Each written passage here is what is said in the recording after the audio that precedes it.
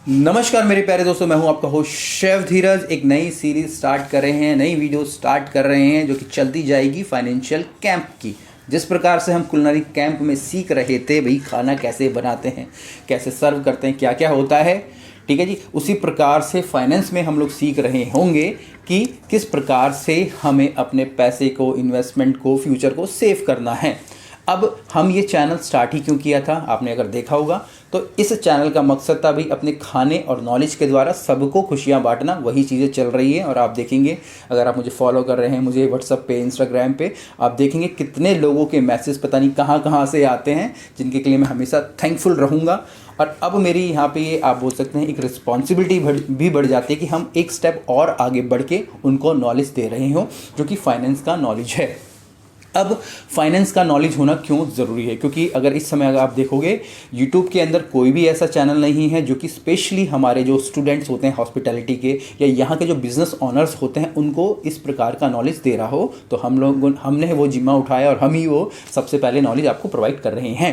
अब यहाँ पे आपने देखा होगा कई सारे फिल्म स्टार, हॉकी के प्लेयर्स, क्रिकेट के प्लेयर्स या फिर टीवी सीरियल्स के प्लेयर्स जो कि एक समय में लाइफ में बहुत ही अच्छा कर रहे थे, पर अब उनके पास हॉस्पिटल्स में भर्ती होने तक के पैसे नहीं रहते हैं और कोई दूसरा स्टार आके उनकी हेल्प करता है। आपने देखा होगा कई सारे ऐसे पोस्ट दिख जाएंगे आपको यूट्यूब पे, कई सारी वीडियोस दिख जाएंगी। ऐसा क्यों होता है? क्योंकि उनको नॉलेज नहीं होता है फाइनेंस का, फाइनेंशियली वो नहीं सोच पाते हैं।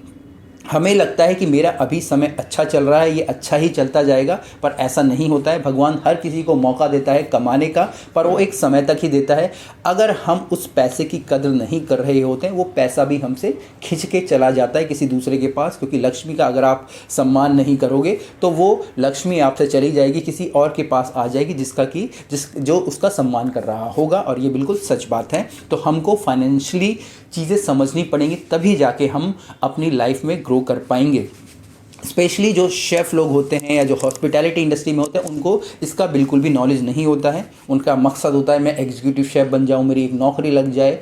अब बिजनेसेस के बारे में मैंने बताना चालू किया, तो लोग बिज़नेस करना चाहते हैं, अपने रेस्टोरेंट्स खोलना चाहते हैं, क्लाउड किचन खोलना चाहते हैं। पर ये सब भी करने के बाद जो भी आपके पास पैसा आ रहा है, उसको अगर आप सही ढंग से मैनेज नहीं करोगे तो वो भी चला जाएगा, कुछ भी आपके पास रुक नहीं पाएगा। तो यही सारी चीज़ें हम लोग बात करने वाले हैं। और जो इसमें सबसे पहला सेगमेंट ले रहे हैं वो है हमारी इन्वेस्टमेंट्स का। इन्वेस्टमेंट्स क्या होती हैं, बेनिफिट्स क्या हैं, एज क्या है, किस समय मुझे इन्वेस्टमेंट करनी चाहिए, 50 साल में करूं कि 15 साल में ही करने लग जाऊं, वो सारी बातें करेंगे। और हाउ टू ग्रो इन्वेस्टमेंट, की अपनी इन्वेस्टमेंट को कैसे हम लोग ग्रो करेंगे। तो कुछ चीज़ें जो बेसिक चीज़ें हम लोग यहाँ पे कवर करने वाले हैं। अब इन्वेस्टमेंट्स क्या हैं, इन्वेस्टमेंट्स क्या होती हैं? अगर मैं हिंदी में बोलूँ, निवेश का मतलब होता है कुछ भी चीज़ आप निवेश कर रहे हैं, चाहे आप अपना पैसा आप बोल सकते हैं, ठीक है जी, कहीं पे आप अपना टाइम इन्वेस्ट करते हैं, ठीक है जी, इसके बाद आप किसी प्रॉपर्टी में इन्वेस्ट करते हैं, कोई एफडी करते हैं, आरडी करते हैं, बहुत सारे तरीके हो सकते हैं। निवेश का मतलब बोल सकते हैं कि किसी एक चीज़ को आप कहीं पर रख रहे हैं एक लंबे समय के लिए, या जो भी समय आपने तय किया है, तो उसको हम लोग यहाँ पर इन्वेस्टमेंट्स बोलते हैं।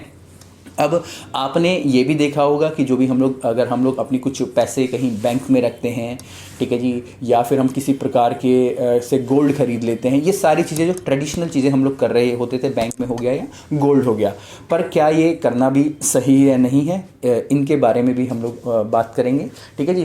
तो आने वाली वीडियोज़ में करेंगे, नहीं तो ये बहुत ज़्यादा लंबी हो जाने वाली है। तो इन्वेस्टमेंट तो हो गया, किसी भी चीज़ को आप कहीं पर रख रहे हैं, यहाँ पर मैं पैसा भी बोल रहा हूँ, टाइम भी बोल रहा हूँ, क्या है, या किसी भी प्रकार की आप बोल सकते हैं एक मटेरियल वाली चीज़ें। अब इन्वेस्टमेंट्स के क्या बेनिफिट हैं? अब इन्वेस्टमेंट करने से अगर आप कहीं पे अपना टाइम दे रहे हैं, कहीं पे पैसा दे रहे हैं, या कुछ भी फाइनेंशियली चीज़ें आप कहीं पे रख रहे हैं, तो वो ओवर द पीरियड एक समय के बाद उनकी कीमत बढ़ जाती है। अगर आपने पैसा कहीं पे रखा है तो उसकी कीमत बढ़ जाएंगी, सोना कहीं पे रखा है उसकी कीमत बढ़ जाएंगी, कहीं पे आप रेगुलर कुछ टाइम दे रहे हो, मतलब कि आज आप रोज़ जिम जा रहे हो, ठीक है जी, तो एक दिन आपकी बॉडी बढ़ जाएगी। रोज़ किताबें पढ़ रहे हो तो कहीं ना कहीं आपको नौकरी मिल जाएगी, कुछ ना कुछ तो आपका हो जाएगा। या आपने सोना खरीदा है तो कुछ समय के बाद वो बढ़ जाएगा। यही इसके बेनिफिट्स होते हैं। और अगर आप अपनी इन्वेस्टमेंट को सिर्फ वैसे ही रख देते हो तो एक समय ऐसा आता है, अगर उसकी कीमत नहीं बढ़ रही होती है और जैसे कि इन्फ्लेशन होता है, महंगाई बढ़ती है, तो आपकी जो इन्वेस्टमेंट्स थी वो वहीं रह जाती है। मान लीजिए अगर आप इन्वेस्टमेंट को सही ढंग से नहीं रख रहे होते हैं, इससे इन्वेस्टमेंट करने से क्या होता है, आपको जो एक फाइनेंशियल आप बोल सकते हैं सपोर्ट मिलता है फ्यूचर के लिए। आप अपने फ्यूचर को सेफ समझते हैं। अगर आपकी जेब में पैसा होगा, मकान होगा, घर होगा, गाड़ी होगा आपके पास, तो आपको लगेगा जी हाँ मैं फाइनेंशियली सेफ हूँ। अगर आपके पास ये चीज़ें नहीं होंगी तो आप कभी भी सोच नहीं पाओगे कि मैं फाइनेंशियली सेफ हूँ।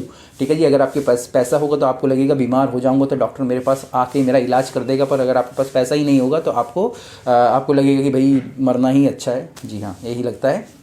तो ये सारे हमारे बेनिफिट्स हो जाते हैं। अगर आपके पास इन्वेस्टमेंट्स हैं, आपके पैसा है, तो आप अपने बच्चों को अच्छे स्कूल में भेज सकते हैं, खुद अच्छे से रह सकते हैं। जिस प्रकार से कोरोना की सिचुएशंस आई, इस तरीके की सिचुएशन को भी अच्छे से डील कर सकते हैं। अब करेक्ट एज क्या है हमारे इन्वेस्टमेंट्स की? होटल मैनेजमेंट के जो स्टूडेंट्स होते हैं, जो भी अपने होटल मैनेजमेंट करते हैं, अपनी 16 साल में आप लोग अपनी 16 या 17 साल की तैयारियां आप लोग कर देते हैं। तो इन्वेस्टमेंट की एक करेक्ट एज मैं बोलूँगा जिस समय से आपको पैसे की कीमत पता चल गई कि भाई ये पैसा कहीं जा रहा है, आप कॉलेज जा रहे हो, उस उम्र से आप लोग अपनी इन्वेस्टमेंट चालू कर सकते हो। बट लीगली अगर मैं बोलूँ तो 18 साल के बाद ही आपको अपनी इन्वेस्टमेंट्स चालू करनी चाहिए। और कितने अमाउंट की होनी चाहिए, चाहे आप 100 रुपये से भी आप अपनी इन्वेस्टमेंट स्टार्ट कर सकते हो, 1000 रुपये, जो भी आप चाहिए। क्योंकि जो इन्वेस्टमेंट होती है ये एक प्रकार से आप बोल सकते हैं कि हमारी आदत हो जाती है। ठीक है जी, हैबिट हो जाती है। अगर आप एक हैबिट को अभी स्टार्ट कर रहे हैं, आप देखेंगे कि धीरे धीरे धीरे करके आपकी हैबिट्स वो बनती जा रही है। क्योंकि हैबिट बनाना भी बहुत ज़्यादा ज़रूरी होता है। जिस प्रकार से आप जिम जाना चालू करते हैं और धीरे धीरे करके आप देखेंगे हर महीने आप जिम जा रहे हैं और उसका रिजल्ट आपको आ रहा है, उसी प्रकार से इन्वेस्टमेंट भी एक तरीके की हैबिट होती है।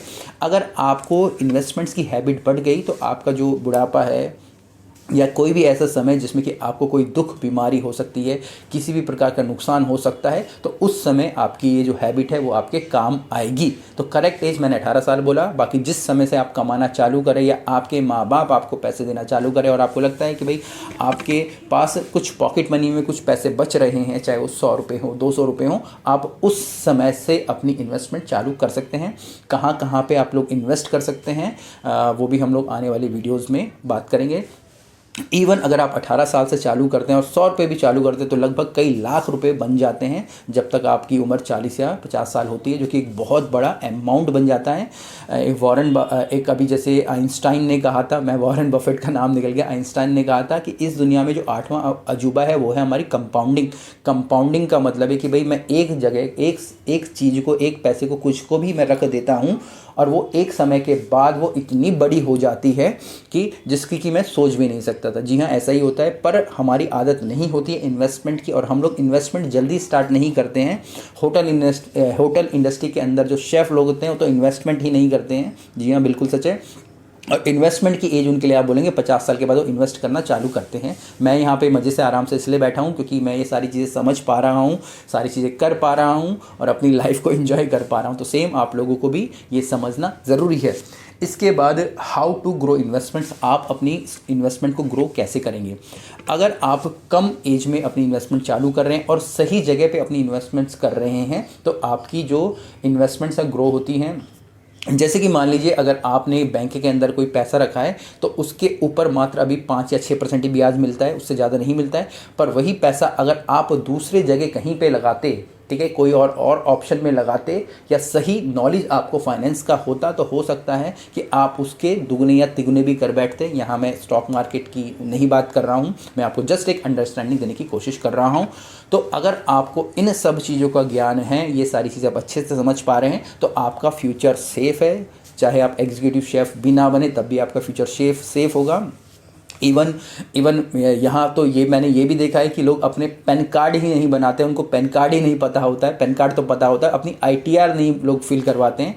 ठीक है जी, अगर आपको ITR भी नहीं पता, ये छोटी छोटी चीज़ें हमको होटल वालों को पता ही नहीं होती हैं। तो इन सब में ITR क्या होती है, कैसे फाइल करती है, तो ये सारी चीज़ें भी हम लोग धीरे धीरे करके इंक्लूड करेंगे ताकि आपको फाइनेंशियल नॉलेज हो और आप जब एक एज पे आए कि भाई जब आप कमा नहीं सक रहे हो तो आपके पास ये सारी की सारी सुविधाएँ उपलब्ध हों। नीचे लिखिएगा कि आपको क्या यहाँ पे नया समझ आया और किन नई चीज़ों के बारे में आपको जानना है। फिर मिलेंगे एक नए वीडियो में, तब तक के लिए जय हिंद।